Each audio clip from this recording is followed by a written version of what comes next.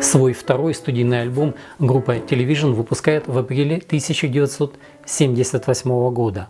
Альбом выходил на том же лейбле Elektra Records. Альбом назывался Adventure.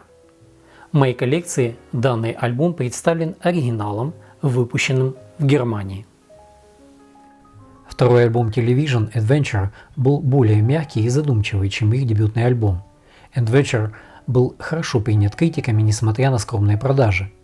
Adventure в основном выпускался на черном виниле в США и других странах, а в Великобритании также был выпуск на красном виниле. К великому сожалению группы, второй их альбом был еще более неудачным в чартах США, чем их предыдущий дебютный альбом. Но в чартах Великобритании альбом поднялся на 7-е место. Кен Эмерсон из журнала Rolling Stone написал: «Осмеливаясь быть другим, Adventure оправдывает свое название. Он также вызывает некоторое разочарование, потому что ему не хватает неровного напряжения и таинственной драмы, которые наполняли прошлогодний Марки Мун такой темной, но ясной силой». Музыкальный обозреватель Роберт Криксгау был более благосклонен. Он написал: «Я согласен, что это не так привлекательно и не так удовлетворительно, но это только означает, что Марки Мун был отличным альбомом, а Adventure очень хорошим. Разница больше зависит от материала, чем от относительно чистого, спокойного, задумчивого настроения нового альбома. Все песни альбома были написаны Томом Верленом, кроме второго трека Days, написанного совместно Верленом и Ричардом Ллойдом. Довольно точно об альбоме написал обозреватель на сайте AllMusic Марк Деминг. Он отметил, что первый новаторский альбом Марки Мун был настолько близок к идеальному дебюту, что во многих отношениях для группы это было бы почти невозможным превзойти его. И понимая это, Television при работе над Adventure сосредоточились на другой стороне индивидуальности группы, чтобы избежать сравнений двух своих альбомов. В то время как Марки Мун был прямым и прямолинейным в своем подходе, с явными тонкостями в исполнении, а не в производстве, альбом Adventure более мягкий и менее агрессивный. Но оба качества, которые действительно сделали Марки Мун таким особенным, это песни Тома Верлена и сочетание его игры на гитаре с игрой Ричарда Ллойда. Оба эти достоинства более чем очевидны и на втором студийном альбоме группы. Конечно, альбом Марки Мун лучше, но альбом Adventure из того же числа альбомов, которые выходят слишком редко, чтобы можно было бы их проигнорировать. Пусть это и не шедевр, но это блестящая запись по любым меркам. Магия их оригинальности все еще присутствует и здесь. Второй альбом группы сам по себе является классикой. К примеру, игра на гитаре Верлена в треке The Fire – одна из самых великолепных когда-либо им исполненных. Да, на этом альбоме группа значительно снизила свою энергию и грубость. Сырость производства Энди Джонса была заменена более чистым производством, что поставило альбом на ступеньку ниже в глазах многих поклонников группы. Возможно, не хватает эпичности дебютного выпуска. Здесь более простые для понимания мелодии и более простые идеи. Во втором альбоме заметны изменения в подходе к написанию стихов песен. Если в дебютном альбоме Верлен передавал большое тематическое напряжение между всеми загадочными метафорами и каламбурами, со стремлением сделать, как он пел, намного больше, чем когда-либо. На альбоме Adventure Верлен придает стихам оттенок усталости и личной неудовлетворенности, наряду со своей паранойей. Ллойд и на втором альбоме группы со своим более грубым и резким стилем гитарного соло контрастирует с более плавным, более технически искусным стилем Верлена. И некоторые из лучших соло на альбоме принадлежат именно Ллойду и помогают добавить изюминку этому альбому. Правильно подобранный для открытия альбома трек Glory сразу привлекает ваше внимание. Запоминающаяся мелодия, воодушевляющий припев и лирическое послание о величии жизни. Glory не передает напор дебютного альбома, а вместо этого предлагает стабильность надежного гитарного дуэта. Непринужденно сложный и трогательный трек Careful, великолепное соло, простой, но запоминающийся припев и отличное инструментальное сопровождение. Вступительный риф трека Ain't That Nothing напоминает нам трек Марки Мун из дебютного альбома, но в целом песня не похожа на этот знаменитый трек. После выхода второго студийного альбома группа Television распалась в 1978 году. Пути участников группы разошлись, хотя все они продолжали работать в музыкальной индустрии, время от времени воссоединяясь. В 1979 году Ричард Ллойд выпустил свой первый сольный альбом под названием «Alchemy». Фред Смит и Билли Фика после распада Television работали с различными исполнителями, участвуя в записи их альбомов. Верлен начал сольную карьеру, выпустив серию альбомов, которые более или менее соответствовали строгим стандартам, установленным им в группе Television. Особенно хорош альбом Dream Time 1981 года. Все его сольные работы получили более или менее одинаковый отклик, признание критиков и уважение публики, но ни один из них впоследствии не получил репутацию марки Moon, несмотря на качество содержавшихся в них песен. В 1992 году группа Television воссоединилась и записала свой одноименный третий студийный альбом. Я для своей коллекции купил переиздание этого альбома, выпущенное в 2012 году. Данный альбом простоял у меня на полке в запечатанном виде около 10 лет. И я в конце концов понял, что я никогда его слушать не буду. И я продал этот альбом, и сейчас в моей коллекции его нет. Альбом Television был выпущен через 14 лет после выхода второго студийного альбома группы и последующего распада в 1978 году. А вот такое впечатление, что этот альбом продолжил то, где группа остановилась в том же 1978 году. Голос Верлена стал плотнее, и он демонстрирует манеру вокала частично говорить, а частично петь.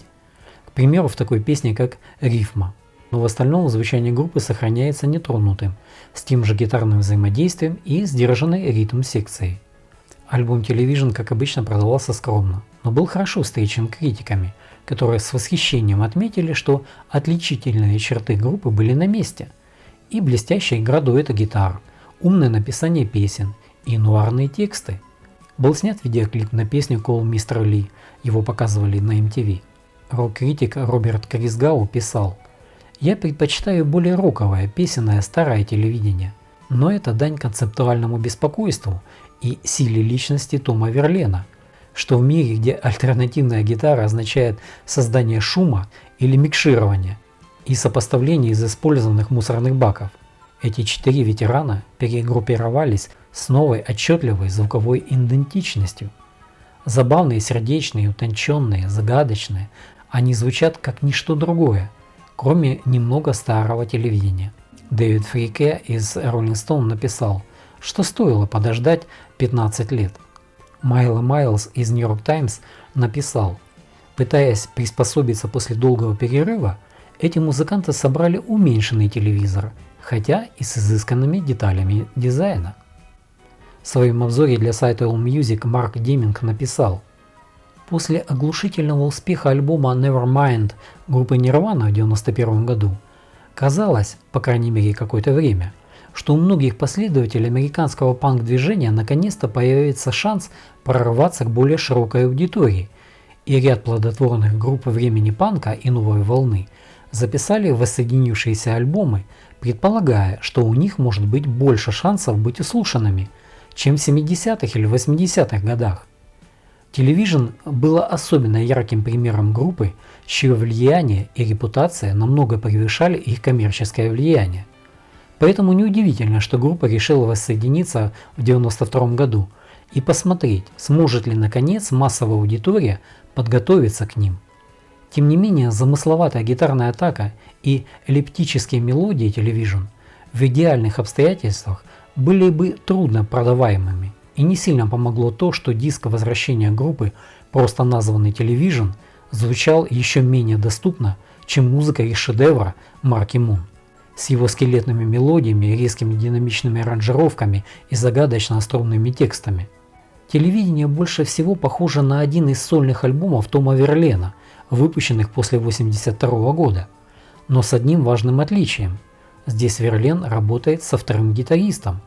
И хотя на этом сете все, кажется, следует примеру Верлена с Ричардом Ллойдом под рукой, чтобы обменяться фразами с Томом, а Фред Смит и Билли Фика держат ритм-секцию с ненавязчивой силой, это, безусловно, самая сильная запись Верлена, сделанная со времен выхода его сольного альбома Dream Time в 1981 году. Любой, кто хочет знать, почему Television были одной из самых важных групп своего времени, должен, безусловно, начать с Марки Мун. Но если вам нужны дополнительные доказательства того, что Верлин и Ллойд действительно демонстрируют лучшее в гитарной игре друг друга, этот альбом обязательно поможет. Слушая этот альбом, вам не приходит мысль, что парни просто решили воспользоваться своей былой славой, выпустив что-то незначительное и, главное, подзаработать на этом.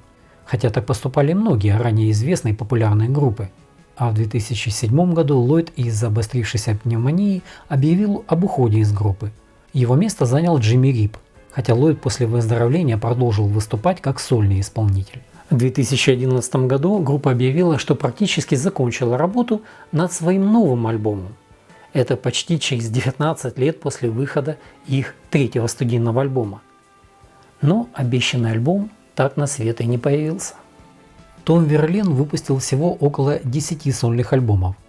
Хотя он и сохранил верных поклонников, он все же не получил коммерческого успеха. Он поселился в Англии на короткое время в ответ на положительный прием, который его работа получила там, и в Европе в целом. В 90-х Том сотрудничал с разными исполнителями, включая Патти Смит. Верлен часто помогал своей бывшей любовнице Патти Смит, работая над записью ее альбомов в студии и в ее концертных турне.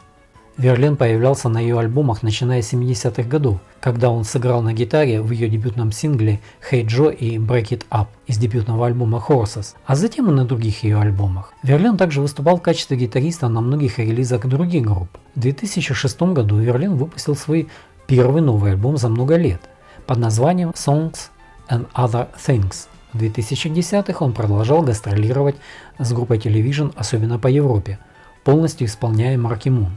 Верлен был частью супергруппы $1 Million Bushes.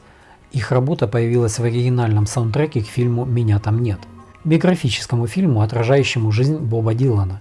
На протяжении всей своей карьеры Верлен играл на различных гитарах Fender, чаще всего на модели Jazzmaster и Jaguar. О причинах такого выбора модели гитары Jazzmaster Верлен откровенно сказал, что причина выбора была одна – финансовая. В 70-х, когда гитары были еще дешевы, никто не хотел Jazzmaster, потому что они были негромкими и не держали строй. В 73-м и 74-м годах вы могли легко купить Jazzmaster за $150. Вот почему я начал на ней играть, потому что у нас не было достаточно денег, а эти гитары были дешевы. А потом я действительно к ним привык. Плюс вибрато на ней очень приятное. Я использую на них очень тяжелые струны, например, от номера 14 до 58 или что-то подобное. И я думаю, что это еще одна часть звука. Верлен умер в Нью-Йорке 28 января 2023 года в возрасте 73 лет. По словам его бывшего гитарного партнера в группе Television Ричарда Ллойда, Верлен долгое время болел, борясь с раком простаты, который дал метастазы. Ричард Ллойд всего выпустил около 10 сольных альбомов. Его сольная карьера включала работу в качестве гитариста и сессионного музыканта у различных артистов. Также он обучал других начинающих гитаристов в своей студии в Нью-Йорке и выступал в качестве продюсера и инженера звукозаписи для других групп. Ллойд сохранил свой знаменитый полосатый стратокастер, на котором он играл в группе Television.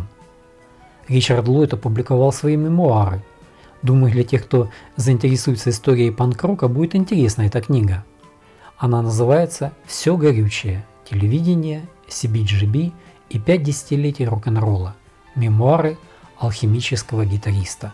Вы знаете, что как автор Ллойд был постоянным обозревателем журнала Guitar World Magazine, алхимический гитарист. Будучи самоучкой, он накопил обширный опыт во многих научных, философских и религиозных областях и верит в алхимическое правило. Одна книга открывает другую. Ллойд в своей книге рассказывает об основании Television, о росте группы вместе с другими группами и личностями на музыкальной сцене Нью-Йорка 70-х годов.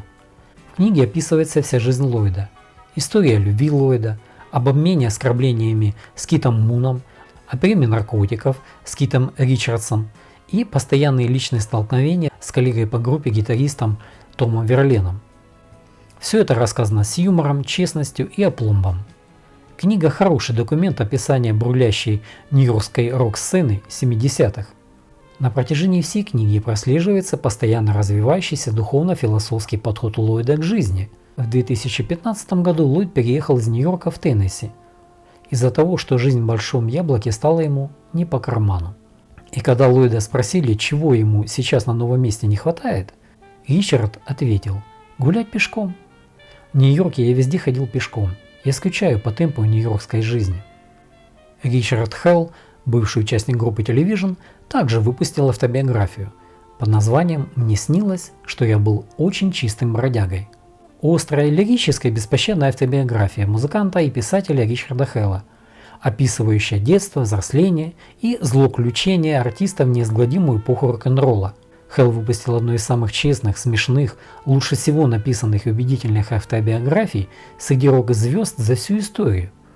Книгу, которая не уступает книге Кита Ричардса. Для тех, кого заинтересует в общем история панк-рока, я бы посоветовал прочитать весьма интересную книгу, которая называется «Пожалуйста, убей меня. Устная история панк-рока без цензуры». Данная книга выпускалась в 1997 году и в 2014. Книга полностью состоит из интервью со всеми, кто может хоть что-нибудь рассказать о мрачной истории панк-музыки.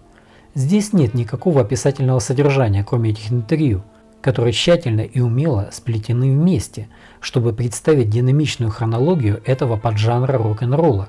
Интервью берут у всех – от музыкантов, от продюсеров, от журналистов, от торговцев наркотиками, от трансвеститов и поклонниц. Довольно насыщенная история и один из лучших образцов безумного мира панк-музыки. В этом текущем 2024 году мы услышали хорошую новость для поклонников группы. Вышел на виниле концертный альбом группы Television. Это специальный выпуск в количестве 2500 экземпляров. Альбом называется Live at the Academy. Альбом был выпущен на 2 винилах, его цена примерно 41 евро. Альбом представляет собой запись второй из 2 ночей на Таймс-сквер в Нью-Йорке в 1992 году.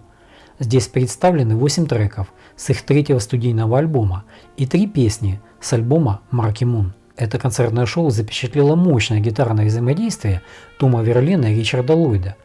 И группа сочла достойным выпустить компакт-диск только для продажи во время их концертного тура 2003 года. И вот впервые этот альбом доступен на цветном виниле, в очищенном и обновленном виде, в варианте Deluxe.